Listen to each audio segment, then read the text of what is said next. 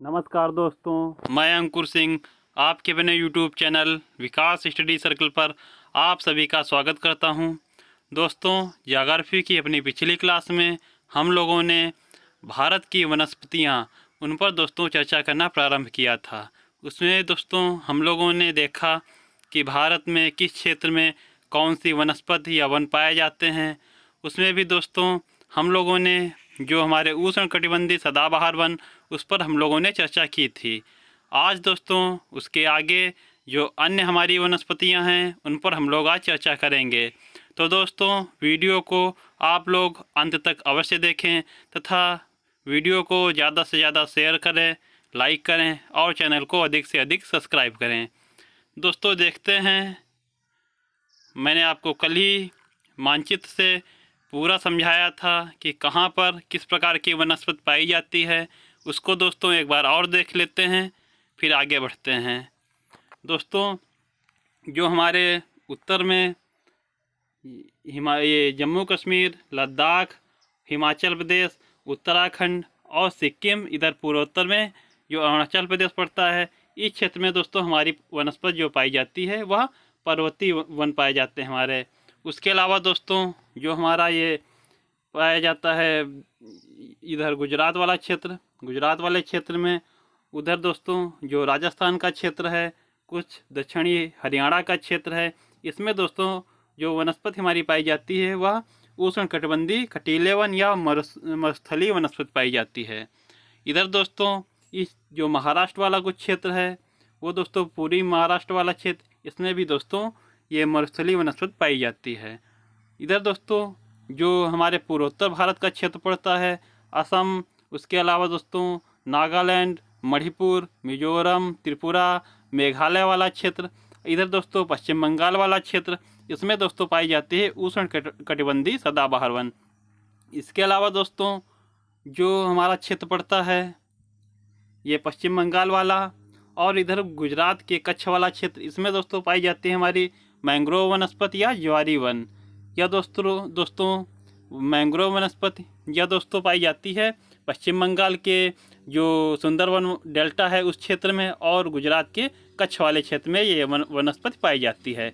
उसके अलावा दोस्तों जो उष्णकटिबंधीय सदाबहार वन हमारे ये हैं या दोस्तों पूर्वोत्तर भारत में पाई जाती है। इधर दोस्तों जो हमारा क्षेत्र पड़ता है महाराष्ट्र का कुछ हिस्सा, उसके अलावा दोस्तों गोवा और कर्नाटक, केरल वाला क्षेत्र, इसमें दोस्तों यह वनस्पति पाई जाती है। और इधर पूर्वी घाट वाले क्षेत्र में हमारे जो तमिलनाडु वाला क्षेत्र पड़ता है, इसमें दोस्तों यही वनस्पति पाई जाती है। इसके अलावा दोस्तों जो हमारे द्वीप समूह हैं, अंडमान निकोबार द्वीप समूह और लक्षद्वीप समूह, इनमें भी दोस्तों उष्णकटिबंधीय सदाबहार वन पाए जाते हैं। और दोस्तों उसके अलावा जो मध्य में क्षेत्र हमारा बचता है, इधर आपका जो पंजाब से लेकर दोस्तों पंजाब हो गया हमारा, उत्तर प्रदेश, बिहार, इधर दोस्तों बिहार के अलावा आपका छत्तीसगढ़, मध्य प्रदेश, झारखंड और दोस्तों जो हमारा प्रायद्वीपीय क्षेत्र पड़ता है या प्रायद्वीपीय पठारी वाला क्षेत्र, इसमें भी दोस्तों पाई जाती है हमारे उष्णकटिबंधीय पर्णपाती वन। तो दोस्तों यह हमारी भारत की दृष्टि से हम लोगों ने संपूर्ण भारत को जितनी हमारी वनस्पतियाँ या वन पाए जाते हैं उनमें हम लोगों ने विभक्त किया इसको। और दोस्तों पिछली क्लास में हम लोगों ने जो हमारा उष्णकटिबंधीय सदाबहार वन है इस पर हम लोगों ने चर्चा की थी। उसके अलावा दोस्तों अब इसके आगे हम लोग बढ़ते हैं, हमारी दूसरी जो वनस्पति या वन पड़ेगी वह दोस्तों उष्णकटिबंधीय पर्णपाती वन। मानचित्र में आपको एक बार और दिखा दें, जो उष्णकटिबंधीय पर्णपाती वन पाए जाएंगे वो हमारे ये मध्य वाला जो अभी बताया, उत्तर प्रदेश, बिहार और छत्तीसगढ़, झारखंड और इधर जो प्रायद्वीपीय पठारी वाला क्षेत्र, इसमें दोस्तों ये उष्णकटिबंधीय पर्णपाती वन पाए जाते हैं। तो दोस्तों देखिएगा आप लोग उष्णकटिबंधीय पर्णपाती वन। दोस्तों इन्हें पतझड़ी वनस्पति भी कहा जाता है। दोस्तों पतझड़ी वनस्पति क्यों कहा जाता है इनको, या पर्णपाती वन क्यों कहा जाता है? दोस्तों ये जो वनस्पति हमारी या उष्णकटिबंधीय पर्णपाती वन जो हैं या दोस्तों वर्ष में एक बार अपनी पत्तियां अवश्य गिराते हैं, इसीलिए दोस्तों इन्हें पर्णपाती वन बोला जाता है और इसीलिए इन्हें पतझड़ी वनस्पति भी बोला जाता है। पतझड़ी वनस्पति या पर्णपाती वन इसीलिए बोला जाता है क्योंकि ये वर्ष में एक बार अपने पत्ते जो हैं वह अवश्य गिराते हैं। दोस्तों ये भारत में सबसे बड़े क्षेत्र में फैले हुए वन हैं, जो हमारे उष्णकटिबंधीय पर्णपाती वन है। आपने मानचित्र में देखा कि उत्तर का जो मैदान है उसमें फैले हुए हैं, और जो दक्षिण का प्रायद्वीपीय पठारी क्षेत्र वाला हिस्सा है उसमें भी ये वन फैले हुए हैं। तो इसका क्षेत्रफल है वह सबसे ज़्यादा है, यह सबसे बड़े क्षेत्र में फैले हुए वन हैं। इन्हें मानसूनी वन भी कहा जाता है। जो पर्णपाती वन हैं इन्हें हम लोग दोस्तों मानसूनी वन भी कहते हैं।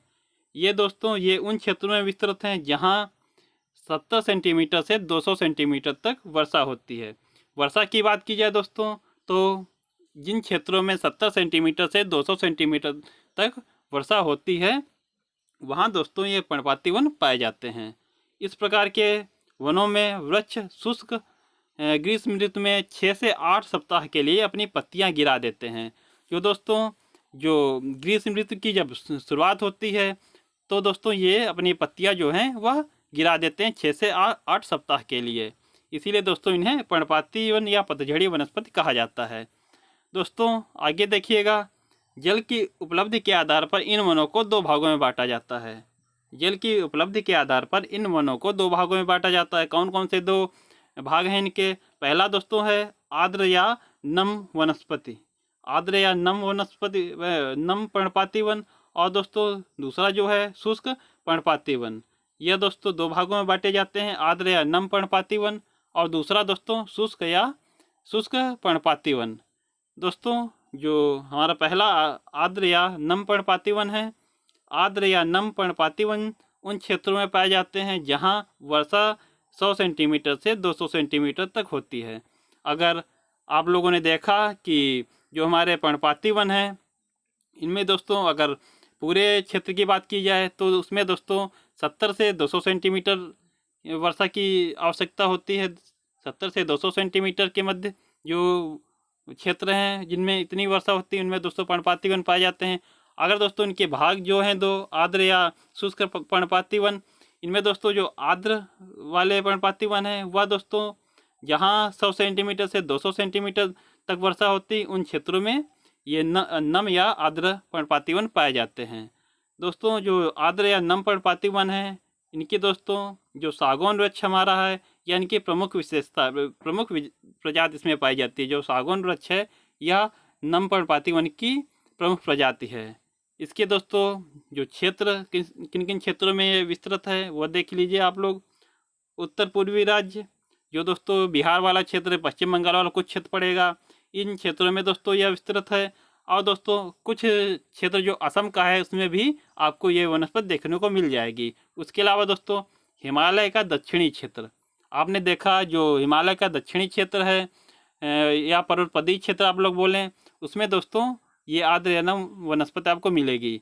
इसके अलावा दोस्तों पश्चिमी घाट के पूर्वी ढालों पर, पश्चिमी घाट पर दोस्तों जो है वह दोस्तों आप लोगों ने देखा जो हमारे मानसूनी जलवायु है या मानसूनी जो हमारे वन हैं या दोस्तों पश्चिमी घाट जो है उसके पूर्वी ढालों पर पाए जाते हैं। पश्चिमी घाट आपने इसके पहले क्लास में हम लोगों ने विस्तृत चर्चा की। पश्चिमी घाट हमारा कौन सा है? या दोस्तों हमारा पश्चिमी घाट और ये पूर्वी घाट। तो दोस्तों जो पश्चिमी घाट ये है इसमें दोस्तों आपने देखा उष्णकटिबंधीय सदाबहार वन पाए जाते हैं। इसके अलावा दोस्तों जो ये क्षेत्र है यह दोस्तों यह पश्चिमी घाट का पूर्वी ढाल बोला जाएगा। तो इन क्षेत्रों में दोस्तों ये पर्णपाती वन पाए जाते हैं। और इसमें भी कौन से पर्णपाती वन? नम वाले क्षेत्र, जो नम पर्णपाती वन है वह इन क्षेत्रों में पाए जाते हैं। इधर वाले क्षेत्र में दोस्तों ये जो क्षेत्र है ये आपका क्षेत्र बिहार वाला क्षेत्र और ये पश्चिम बंगाल वाला कुछ क्षेत्र इधर दोस्तों, और जो ये क्षेत्र पड़ेगा आपका पश्चिमी घाट का पूर्वी ढाल। उसके अलावा दोस्तों जो ये हमारा क्षेत्र पड़ता है आपका ये हिमालय का पर्वतपदी वाला क्षेत्र, इसमें दोस्तों नम पर्णपाती वन पाए जाएंगे। इसके अलावा दोस्तों जो पश्चिमी घाट के पूर्वी ढालों पर उत्तर पूर्वी राज्य, हिमालय का दक्षिणी क्षेत्र और पश्चिमी घाट के पूर्वी ढालों पर ये आर्द्र या नम पर्णपाती वन पाए जाएंगे। और इनकी यहाँ वर्षा की जो मात्रा है वह दोस्तों 100 सेंटीमीटर से 200 सेंटीमीटर तक है। उसके अलावा दोस्तों जो हमारा दूसरा भाग इसका है शुष्क पर्णपाती वन, वह दोस्तों जहाँ वर्षा 70 सेंटीमीटर से 100 सेंटीमीटर तक होती है उन क्षेत्रों में ये शुष्क पर्णपाती वन पाए जाते हैं। और इसका विस्तार क्षेत्र दोस्तों प्रायद्वीपीय पठारी वाला क्षेत्र है और उत्तर प्रदेश व बिहार का मैदानी भाग, इन क्षेत्रों में दोस्तों ये शुष्क पर्णपाती वन पाए जाएंगे। जहाँ वर्षा 70 सेंटीमीटर से 100 सेंटीमीटर तक होती है वहाँ दोस्तों शुष्क पर्णपाती वन पाए जाएंगे। आगे दोस्तों देखिएगा, इसके अंतर्गत जो हमारे ये वनस्पति है आपकी, इसके अंतर्गत दोस्तों वृक्ष जो पाए जाएंगे वो कौन कौन से हैं? बांस, साल, शीशम, चंदन, अर्जुन, सागौन, पीपल, नीम, बरगद, सहतूत आदि वृक्ष इसके अंतर्गत आएंगे। तो वृक्ष आप लोग ध्यान रखना कौन कौन से, शीशम, चंदन, अर्जुन, सागौन, पीपल, बांस, साल, नीम, बरगद, सहतूत, ये वृक्ष दोस्तों इसके अंतर्गत आएंगे। तो ये दोस्तों हम लोगों ने देखे जो आपके उष्णकटिबंधीय पर्णपाती वन हैं, इनके बारे में हम लोगों ने चर्चा की। इसके आगे दोस्तों देखते हैं, आगे दोस्तों जो तीसरा क्रम हमारा है वह कौन से वन है? वह दोस्तों वन है हमारे उष्णकटिबंधीय कांटेदार वन या मरुस्थलीय वनस्पति। उष्णकटिबंधीय कांटेदार वन या मरुस्थलीय वनस्पति। क्या दोस्तों आपने ऊपर मानचित्र में देखा कहाँ इसका क्षेत्र कहाँ पर पड़ता है? तो दोस्तों वो क्षेत्र है ये वाला दोस्तों, देखिएगा ये जो गुजरात वाला क्षेत्र और राजस्थान वाला क्षेत्र, दक्षिणी हरियाणा वाला कुछ क्षेत्र और ये महाराष्ट्र का पूर्वी भाग, इसमें दोस्तों उष्णकटिबंधीय कटीले वन या मरुस्थलीय वनस्पति पाई जाती है। आगे दोस्तों अब इसके बारे में हम लोग चर्चा करेंगे, देखते हैं। भारत में इस प्रकार की वनस्पति विशेष रूप से राजस्थान, गुजरात, दक्षिणी हरियाणा एवं पूर्वी महाराष्ट्र में पाई जाती है। आपने क्षेत्र देखा किन किन क्षेत्रों में विस्तृत है? गुजरात वाले क्षेत्र में, राजस्थान वाले क्षेत्र में, दक्षिणी हरियाणा वाला क्षेत्र और पूर्वी महाराष्ट्र वाला क्षेत्र। दोस्तों जल की कमी के कारण इन वनस्पतियों को शुष्क वनस्पति कहा जाता है। तो आप लोग जानते हैं कि राजस्थान वाला जो क्षेत्र है वह दोस्तों अधिकतर भाग उसका मरुस्थलीय है, इसीलिए दोस्तों इन क्षेत्रों में जो वनस्पति पाई जाती है उसे हम लोग मरुस्थलीय वनस्पति कहते हैं। तो आगे दोस्तों देखते हैं, इन क्षेत्रों में पाई जाने वाले वनस्पति वाष्पोत्सर्जन से होने वाली जल हानि को रोकने हेतु अपनी पत्तियों को कांटों के रूप में परिवर्तित कर लेती हैं। तो दोस्तों जो इन क्षेत्रों में वनस्पतियां पाई जाती हैं, इन क्षेत्रों में दोस्तों जो वर्षा की मात्रा है वह आपकी पाई जाएगी 25 सेंटीमीटर से कम। 25 सेंटीमीटर औसत दोस्तों, अगर पूरे क्षेत्र की बात की जाए तो आपको 25 सेंटीमीटर से कम वर्षा इन क्षेत्रों में पाई जाती है। और दोस्तों अगर ये औसत है, अगर नॉर्मल बात की जाए तो 70 सेंटीमीटर से कम वर्षा वाला क्षेत्र, जो 70 सेंटीमीटर से कम वर्षा वाला क्षेत्र होगा उसमें दोस्तों ये मरुस्थलीय वनस्पति पाई जाएगी। और अगर औसत की बात की जाए पूरे क्षेत्र की तो दोस्तों 25 सेंटीमीटर से कम की औसत चाहिए इसमें। तो दोस्तों इसमें वर्षा कम होती है, इसीलिए इन क्षेत्रों में जो वनस्पतियाँ पाई जाती हैं वह दोस्तों जो अपनी जल की हानि को बचाने के लिए जो वृक्ष होते हैं या छोटे छोटे पौधे होते हैं वह दोस्तों अपनी पत्तियों को कांटों के रूप में परिवर्तित कर देते हैं। इससे दोस्तों जो इनका जल की इनकी हानि होती है वह बच जाती है। और इन क्षेत्रों में दोस्तों अधिकतर आपको जो पौधे मिलेंगे उनके तने मांसल वाले होते हैं। वह दोस्तों वह भी जो वाष्पोत्सर्जन होता है हमारा उसको रोकने में मदद करते हैं। और दोस्तों अगर कांटे वाले वृक्ष आपको नहीं मिलेंगे तो आपको जो इन क्षेत्रों में पाए जाएंगे वह छोटी पत्तियों वाले पौधे पाए जाएंगे, बड़ी पत्तियों वाले पौधे इन क्षेत्रों में नहीं पाए जाएंगे। तो दोस्तों जो वृक्ष हैं वह कांटों के रूप में अपनी पत्तियां परिवर्तित कर लेती हैं या पत्तियां बहुत छोटी होती हैं। इन क्षेत्रों में आप लोग बताया कि पत्तियां जो हैं वह कांटों के रूप में परिवर्तित हो जाएंगी या फिर दोस्तों जो पत्तियां होंगी वह बहुत छोटी होंगी, इसीलिए इन्हें कांटेदार वनस्पति भी कहा जाता है। इसीलिए दोस्तों इन्हें कांटेदार वनस्पति कहा जाता है क्योंकि इन क्षेत्रों में जो वृक्ष हैं वह अपनी पत्तियां कांटों के रूप में परिवर्तित कर देते हैं। आगे दोस्तों देखिएगा, औसत वार्षिक वर्षा 25 सेंटीमीटर से कम होती है। जो औसत वार्षिक वर्षा है वह 25 सेंटीमीटर से कम होती है और नॉर्मल अगर आपसे पूछा जाए तो 70 सेंटीमीटर से कम वर्षा वाला क्षेत्र। इसके दोस्तों अतिरिक्त यहाँ पर दैनिक तापांतर सर्वाधिक होता है।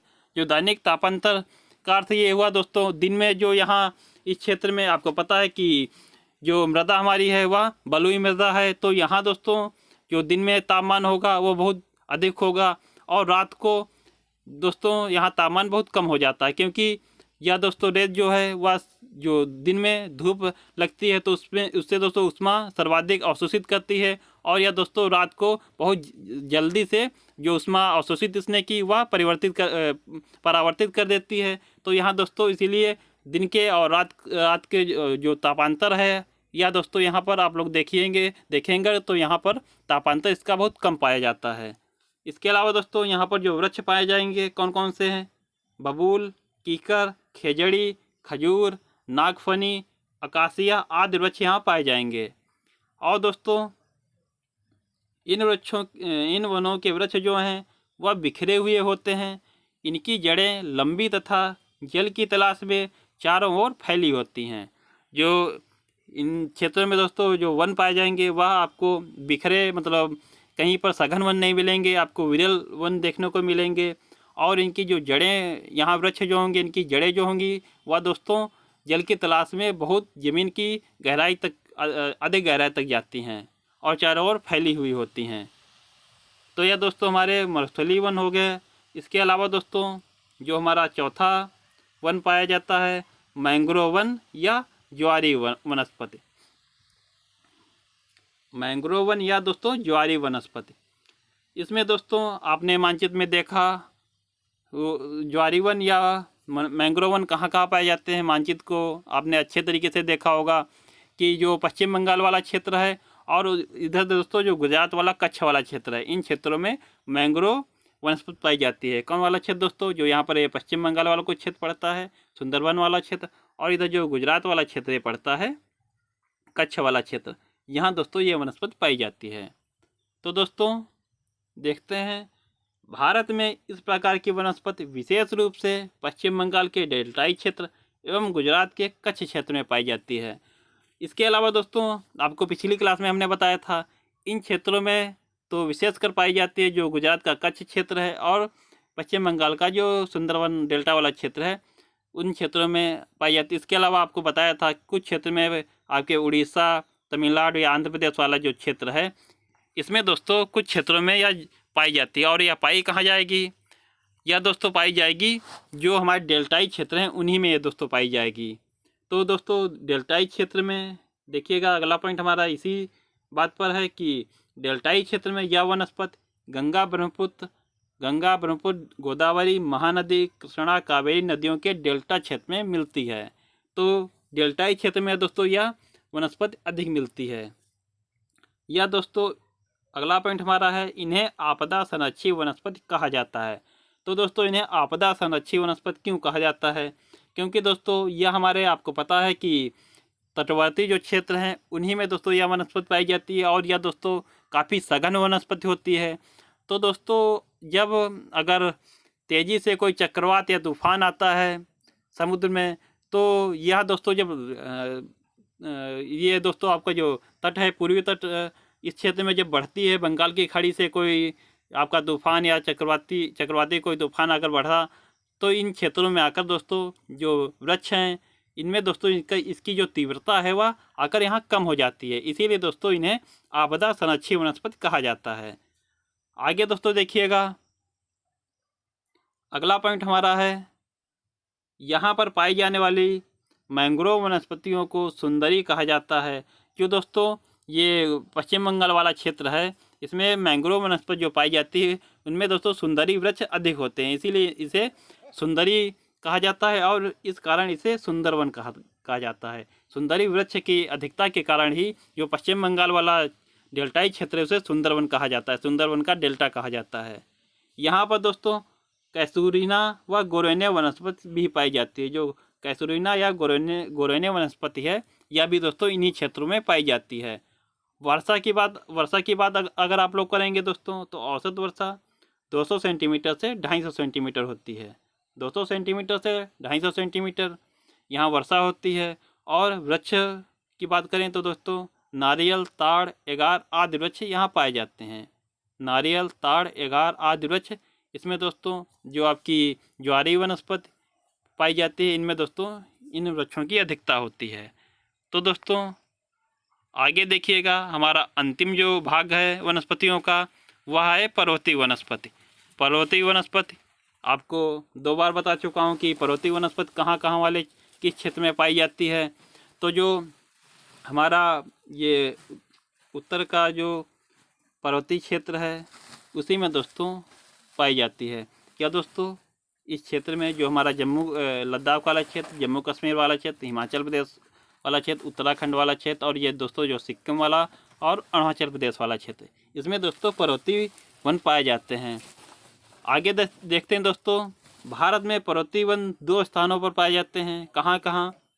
पहले दोस्तों हिमालय पर और दक्षिण भारत के कुछ क्षेत्रों में। जो दक्षिण भारत है उसमें आपको जब पहाड़ियाँ और पर्वत बता रहे थे, तो जो दक्षिण के कुछ पहाड़ या पहाड़ियाँ पड़ती हैं वहाँ पर भी दोस्तों यह वनस्पति पाई जाती है। लेकिन उत्तर भारत जो हमारा है उसमें अधिक मात्रा में पाई जाती है और दक्षिण भारत में ना के बराबर बहुत कम ही मात्रा में पाई जाती है। क्योंकि जब हम लोग पर्वत पढ़ रहे थे तो आपने देखा कि जो हमारी उत्तर भारत की पहाड़ियाँ या पर्वत हैं वह बहुत विशाल हैं, जबकि दक्षिण भारत के जो पर्वत हैं या पहाड़ियाँ हैं हमारी वह उतने ऊंचे नहीं हैं। तो इसीलिए उन क्षेत्रों में यह वनस्पति बहुत कम पाई जाती है और उत्तर भारत में जो उत्तर पर्वतीय हमारा प्रदेश है उसमें यह वनस्पति बहुत अधिक मात्रा में पाई जाती है। तो दोस्तों आगे देखिएगा, पर्वतीय क्षेत्रों में तापमान की कमी तथा ऊंचाई के साथ साथ यह प्राकृतिक वनस्पति में भी अंतर दिखाई देता है। जो दोस्तों आपको पता होगा, पर्वतीय क्षेत्र जो हमारे हैं इनमें ऊंचाई के साथ साथ तापमान में कमी आती जाती है। तो जो तापमान में कमी आएगी दोस्तों, तब जो यहाँ पर वनस्पति पाई जाएगी उसमें भी आपको अंतर देखने को मिलेगा। क्योंकि इसके पिछली क्लास में आपको बताया था कि जो हमारी वनस्पति होती है उस पर दोस्तों वर्षा, आर्द्रता, मृदा और तापमान सभी का उस पर प्रभाव पड़ता है। तो इसमें दोस्तों जब ऊंचाई जैसे जैसे बढ़ती चली जाएगी तो उसमें दोस्तों जो वनस्पति है उसमें भी आपको अंतर देखने को मिलेगा। आगे देखते हैं दोस्तों, हिमालय क्षेत्र के अंतर्गत यह वनस्पति विशेष रूप से लद्दाख, जम्मू कश्मीर, हिमाचल प्रदेश, उत्तराखंड, सिक्किम तथा अरुणाचल प्रदेश में पाई जाती है। तो उत्तर भारत जिनमें जो स्टेट हमारे पड़ते हैं, जम्मू कश्मीर, लद्दाख, हिमाचल प्रदेश, उत्तराखंड, सिक्किम और अरुणाचल प्रदेश, इन क्षेत्रों में दोस्तों यह वनस्पति पाई जाती है। आगे देखिए दोस्तों, ऊंचाई के साथ साथ किन क्षेत्रों में कौन सी वनस्पति पाई जाती है उस बारे में दोस्तों हम लोग देख लेते हैं। आप लोग ग्राफ के माध्यम से अच्छे से समझ जाएंगे। तो याद देखिए दोस्तों ग्राफ, तो ये दोस्तों 1500 मीटर की ऊंचाई, उसके बाद दोस्तों 2500 मीटर ऊंचाई, 4500 मीटर ऊंचाई और 4800 मीटर ऊंचाई। तो दोस्तों जो धरातल से 1500 मीटर की ऊंचाई तक सदाबहार या पतझड़ी वन पाए जाएंगे। सदाबहार या पतझड़ी वन 1500 मीटर की ऊंचाई तक पाए जाएंगे। उसके बाद दोस्तों 1500 से 2500 मीटर की ऊंचाई के मध्य आपके पाए जाएंगे शीतोष्ण वन। इसमें दोस्तों जो शीतोष्ण वन है हमारे, उसमें दोस्तों चौड़ी पत्ती वाली वनस्पति पाई जाएगी। चौड़ी पत्ती वाली वनस्पति पाई जाएगी। इसमें दोस्तों कौन कौन से वृक्ष आएंगे? देवदार, ओक, चेस्टनट, बर्च, ये दोस्तों वृक्ष पाए जाएंगे शीतोष्ण वन में। उसके अलावा दोस्तों जो 2500 से 4500 मीटर की ऊंचाई के मध्य कोणधारी या शंकुधारी वन पाए जाएंगे। कोणधारी या शंकुधारी वन, इसमें दोस्तों कौन से वृक्ष आएंगे? तो इसमें दोस्तों वृक्ष आएंगे चीड़, स्प्रूस, सनोवर और फर्न। यह दोस्तों वृक्ष पाए जाएंगे आपके कोणधारी या शंकुधारी वन में। और यह दोस्तों 2500 से 4500 मीटर की ऊंचाई के मध्य पाए जाएंगे। उसके अलावा दोस्तों जब और ऊंचाई पर बढ़ते हैं हमारे, तो 4500 से 4800 मीटर की ऊंचाई के मध्य आपके पाए जाएंगे टुंड्रा वन। टुंड्रा वन, इसमें दोस्तों कौन से वृक्ष वनस्पति पाई जाएगी? यहाँ वृक्षों की दोस्तों वृक्ष यहाँ पर नहीं होते हैं, वनस्पति आपकी होती है। वनस्पति में दोस्तों लाइकेन, शैवाल, मांस, ये दोस्तों वनस्पति पाई जाएगी। तो दोस्तों इन क्षेत्रों में जो टुंड्रा वन हमारे क्षेत्र में, ये दोस्तों आपको पता है कि हमारी स्नो लाइन वाली सीमा पड़ती है। तो यहाँ पर दोस्तों वृक्ष नहीं होते हैं, यहाँ पर वनस्पति पाई जाती है। इससे दोस्तों जब 4800 मीटर से आप ऊपर उठेंगे, ऊपर जाएंगे, तो वहाँ पर दोस्तों आपको वनस्पति नहीं मिलेगी। वहाँ पर दोस्तों सब बर्फ़ से पूरी बर्फ़ की चादर फैली हुई है। तो वहाँ दोस्तों हिमनद वाला क्षेत्र पड़ता है, हिमनद वहाँ होता है दोस्तों, और वनस्पतियों का अभाव होता है इन क्षेत्रों में दोस्तों। इन्हीं क्षेत्रों से हमारी नदियाँ जो होती हैं इन्हीं क्षेत्रों से निकलती हैं। तो आप लोगों ने इन क्षेत्रों को अच्छे से देखा और ग्राफ को अच्छे से समझा होगा। आप लोग भी दोस्तों ग्राफ को बना लीजिएगा और इनको नोट कर लीजिएगा। चलिए दोस्तों आगे देखते हैं। अगला पॉइंट हमारा है दोस्तों, देवदार वृक्ष विशेष रूप से हिमाचल प्रदेश में मिलते हैं। जो देवदार वृक्ष हैं दोस्तों वह विशेष रूप से हिमाचल प्रदेश वाले क्षेत्र में मिलते हैं। हिमाचल प्रदेश वाला क्षेत्र जो हमारा पर्वतीय वन के अंतर्गत आता है, उस क्षेत्र में दोस्तों ये वन वृक्ष पाए जाएंगे देवदार के। आगे देखते हैं दोस्तों, हमारा जो आपको बताया कि दक्षिण भारत में भी ये पर्वतीय वनस्पति कुछ पाई जाती है। तो दक्षिण भारत के वन उस बारे में हम लोग चर्चा करते हैं। देखिएगा दोस्तों,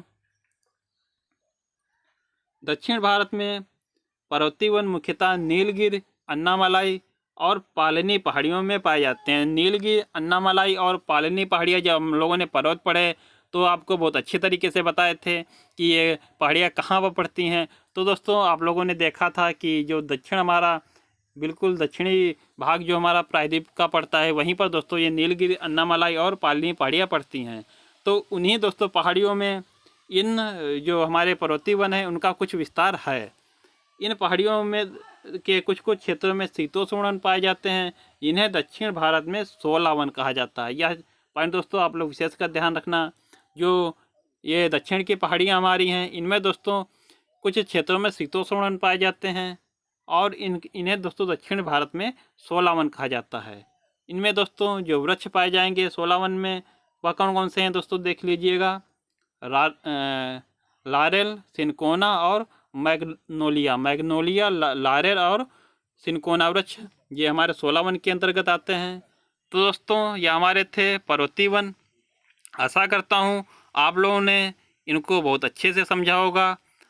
दोस्तों वीडियो को आप लोग 1 से 2 बार देखें, इससे आप लोगों को और भी अच्छे तरीके से समझ में आ जाएगा। आप लोग दोस्तों इनको नोट अवश्य कर लें, क्योंकि दोस्तों आप लोग जब इनको मानचित्र बना लेते हैं और इनको नोट कर लेते हैं तो आपको उससे लिखने से आपको और अधिक अच्छे से समझ में आएगा। आप लोग दोस्तों मैं हर बार बताता हूँ कि इन चीज़ों को नोट कर लें और मानचित्र अवश्य बना लें।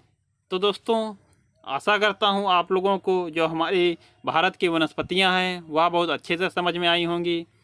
तो दोस्तों अगर वीडियो आप लोगों को पसंद आया हो तो वीडियो को लाइक करें, शेयर करें तथा चैनल को अधिक से अधिक सब्सक्राइब करें। आप लोगों को दोस्तों जो हमारे यूट्यूब चैनल है इस पर आप लोगों को हिस्ट्री की, पॉलिटी की और सीडीपी की, हिंदी की, केमिस्ट्री की, बायोलॉजी की, इनकी भी दोस्तों क्लासें आपको मिल जाएंगी। आप लोग दोस्तों चैनल को सब्सक्राइब कर उन क्लासों को भी अवश्य देखें। चलिए दोस्तों हम लोग मिलते हैं अपने अगले वीडियो में। तब तक के लिए धन्यवाद। जय हिंद दोस्तों।